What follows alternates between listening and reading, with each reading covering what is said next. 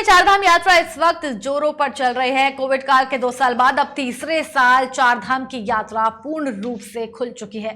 वहीं भक्तों का हुजूम लगातार चारों धामों की ओर लगातार बढ़ता जा रहा है। कई लोग दर्शन कर चुके हैं और कई लोग अपना रजिस्ट्रेशन अभी भी लगातार करवा रहे हैं। चारों धामों में इस बार भक्तों का जमावड़ा लगेगा, इस बात का अंदाजा पहले से ही जताया जा रहा था और इसी को देखते हुए सरकार ने खासा इंतजाम किए और प्रशासन भी पूरी तरह से मुस्तैद रहा।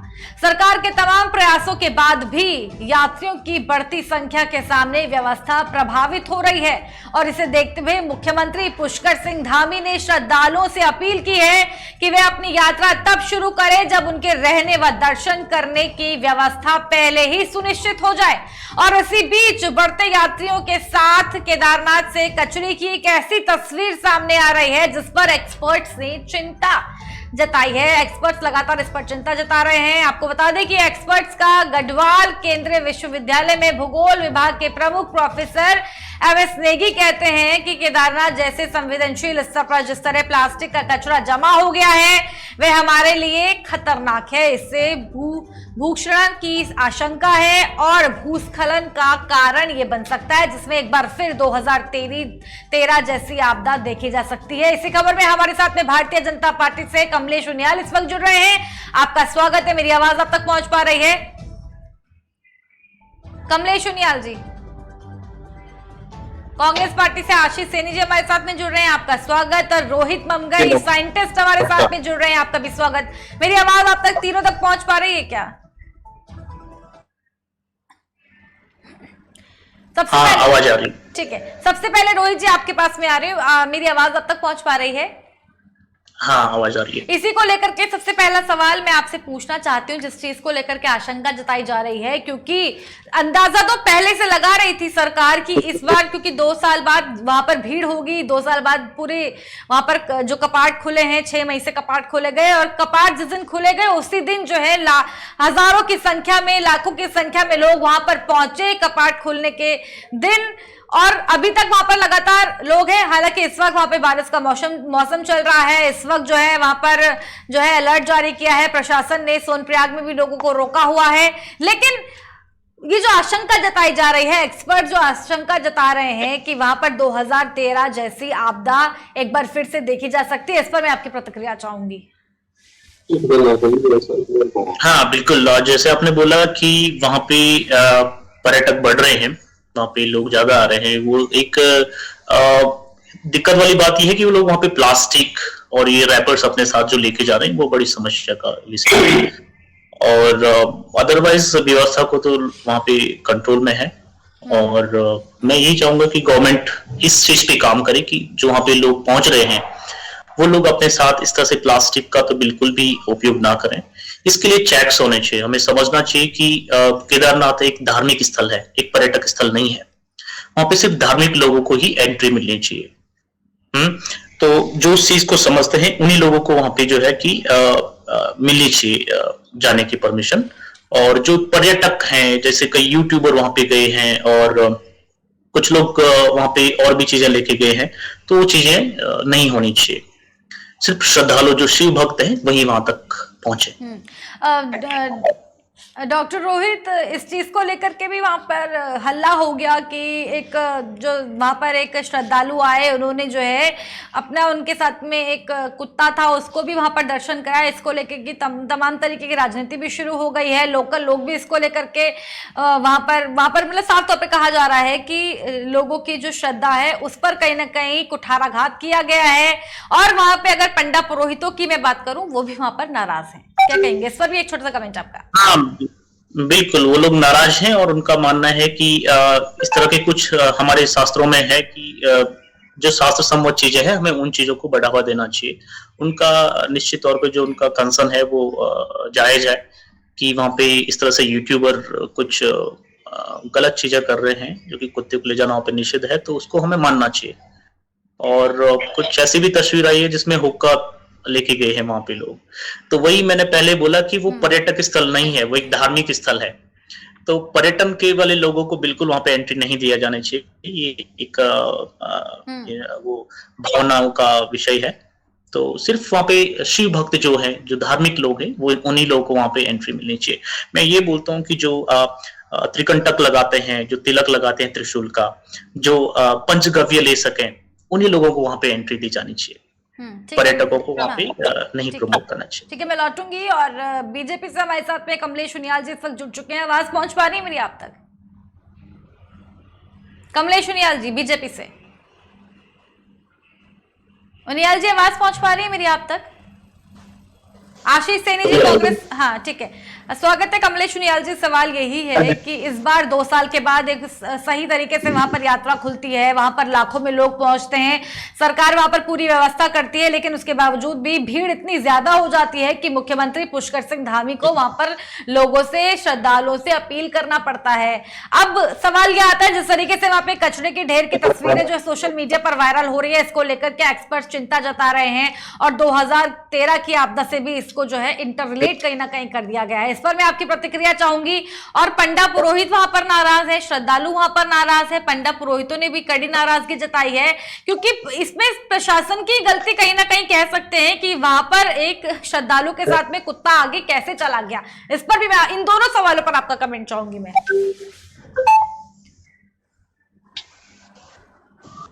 कमलेश उनियाल जी बीजेपी से। ठीक है, आशीष सैनी जी कांग्रेस पार्टी से हमारे साथ में जुड़े हुए हैं। आवाज पहुंच पा रही है मेरी? जी बिल्कुल आवाज आ रही है।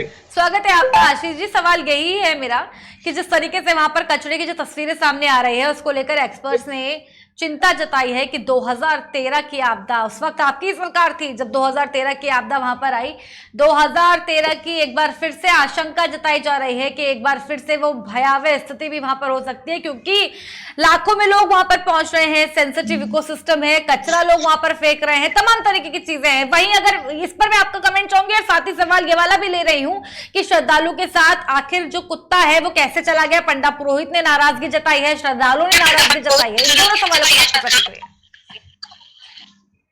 देखिए, मैं आपके सवाल पे ये उधर कमलेश उनियाल जी का आवाज एक बार म्यूट कर दीजिए।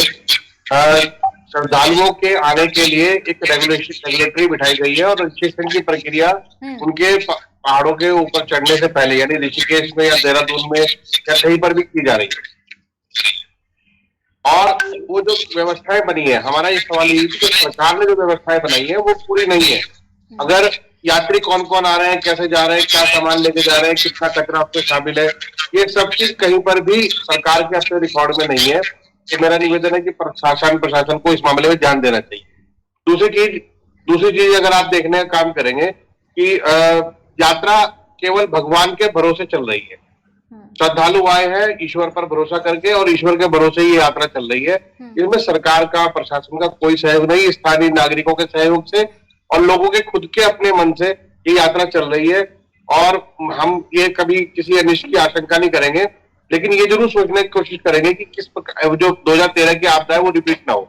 वो आपदा आने का कारण क्या था कि नदी के किनारों को अतिक्रमण कर लिया गया, पूरा घेर लिया गया और जिससे पानी की जो बाढ़ का पानी आया उसकी निकासी नहीं हो पाई।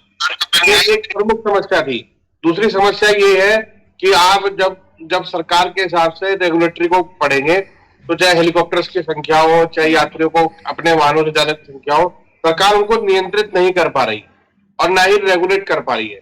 अगर यात्री आए हैं वो 4 धाम यात्रा शुरू करते हैं, मैंने अक्सर देखा है कि लोग पहले यमुनोत्री जाएंगे, फिर गंगोत्री और फिर केदारनाथ और फिर बद्रीनाथ जाते हैं। तो जब वो पहले तीर्थ स्थान पर जाएंगे तो उसके बाद तो यात्रा रेगुलेट चलनी चाहिए, यानी यमुनोत्री पर जो भीड़ है वही होनी चाहिए, उसके बाद भीड़ का संभव ही नहीं है। लेकिन क्या है कि बहुत से तीर्थयात्री केवल केदारनाथ, बहुत से तीर्थयात्री केवल बद्रीनाथ है, लेकिन जो सरकार की रेगुलेटरी है, शासन की रेगुलेटरी है, वो काम नहीं कर पा रही है। और शासन प्रशासन की स्थिति यह है कि वह यात्रियों को न तो उनके हेल्पलाइन पर सही जवाब दे पा रहे हैं। कई लोग वहां पर जो है, कई लोगों की मौत भी हो गई है, 56 से ज्यादा लोगों की मौत वहां पर हो गई है, हार्ट अटैक की वजह से भी वहां पर मौत हुई है, तमाम तरीके की चीजें हैं। नहीं, ये सारी चीजें इसमें इंक्लूड करते हुए मैं कह रहा हूँ, बहुत से लोगों को एडवाइजरी अब जारी की है इन्होंने कि अगर यदि आप इन गंभीर बीमारियों से ग्रसित है तो आप मत आइए। इन्होंने बहुत से जो विकलांग लोग थे उनको भी आने से प्रतिबंधित किया। अभी 4-5 दिन पहले से जब बारिश और बर्फबारी का माहौल बना तब यात्रा में बहुत सारे लोगों को रोकने का काम किया है। आप अगर यात्रियों को नीचे से ही रेगुलेट कर रहे हैं तो ऐसा क्या कारण है कि आपको यात्रियों को पहाड़ों में अन्य जगहों पर रोकना पड़ रहा है? ये सारी चीजें केवल अव्यवस्था की भेंट चढ़ी हुई है। और तीर्थ यात्रा जो लोग करते हैं, गुजरात से, दिल्ली से, राजस्थान से लोग इतने दूर दूर से आ रहे हैं, तो उनकी व्यवस्था बनाने के नाम पर हमने केवल अव्यवस्था दी है। यदि आप हिमाचल प्रदेश और उत्तराखंड के टूरिज्म में देखेंगे तो हिमाचल प्रदेश के यात्रियों को वहां की सरकार भी बहुत अधिक सुविधाएं देती है और उत्तराखंड में उतनी दुर्गति है। लेकिन लोग धार्मिक आस्थाओं को लेकर, दूसरे हमारे मित्र ने भी कहा कि जिनकी धार्मिक आस्थाएं नहीं है, जो केवल पर्यटन के उद्देश्य से आए, उनको रोका जाए। यदि आप उत्तराखंड में हर किसी को ऐसे ही डिसाइड कैसे करेंगे? ये भी तो एक बड़ा सवाल है। ये डिसाइड कैसे करेंगे कि कोई इन्होंने तो बता दिया कि तिलक लगा के आओ तो आपको धार्मिक मान लेंगे हम।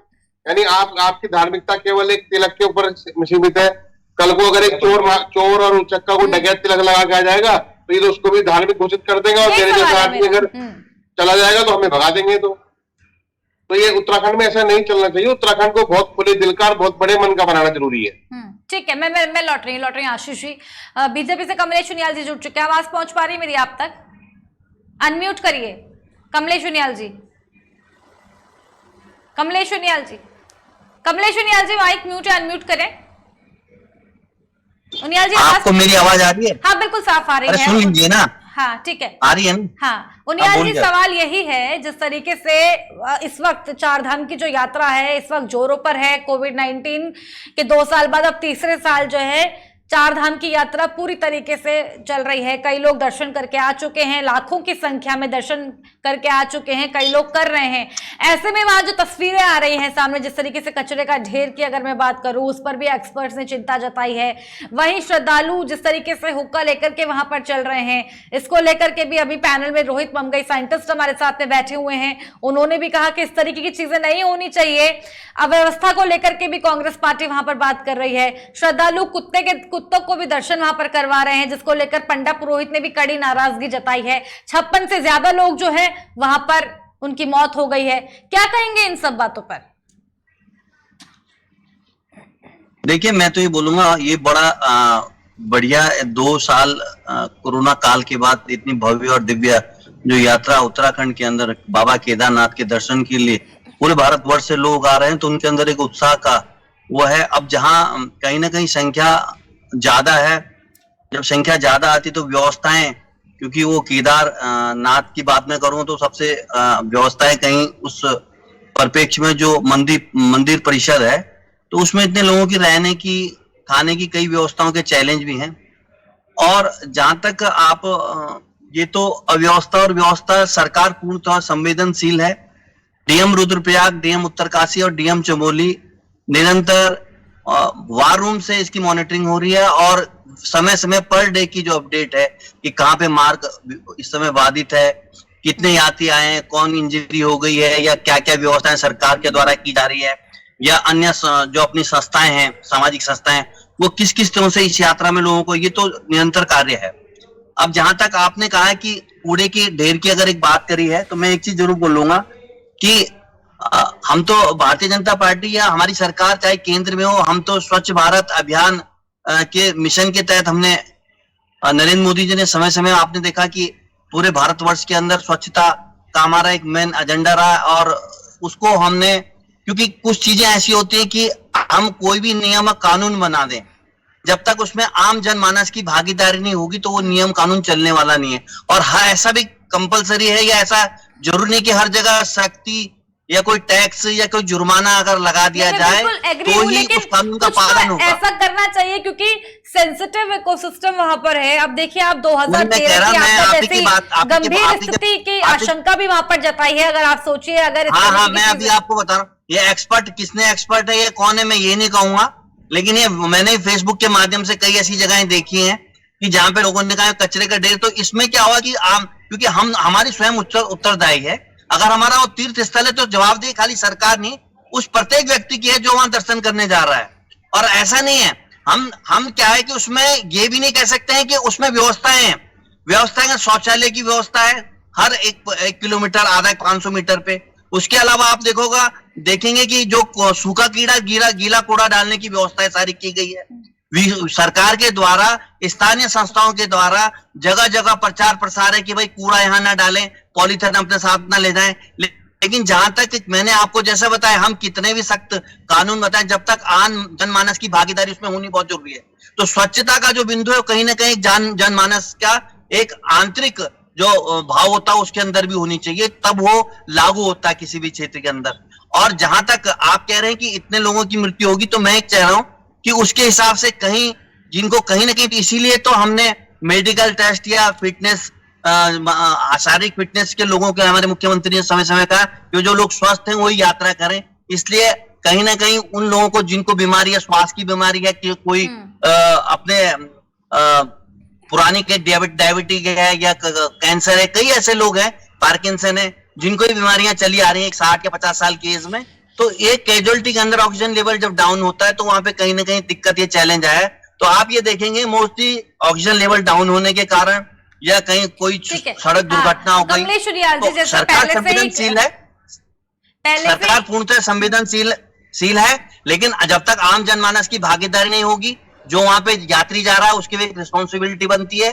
तो यात्रा अच्छी चल रही है, दिव्य चल रही है, भव्य चल रही है। हाँ, लेकिन अभी हमारे पैनलिस्ट ने इस तरीके की बात भी यहाँ पर कही थी, जिस तरीके से वहां लोग जो है कुत्तों को भी लेकर के जा रहे हैं, जिससे पंडा पुरोहित हमारे नाराज हो गए हैं वहां पर, और हुक्का लेकर के जो यूथ वहां पर चल रहे हैं, इस तरीके की चीजें पर किस तरीके से बैन लगाएगी आने वाले समय में, अगर उत्तराखंड सरकार की अगर हम बात करें?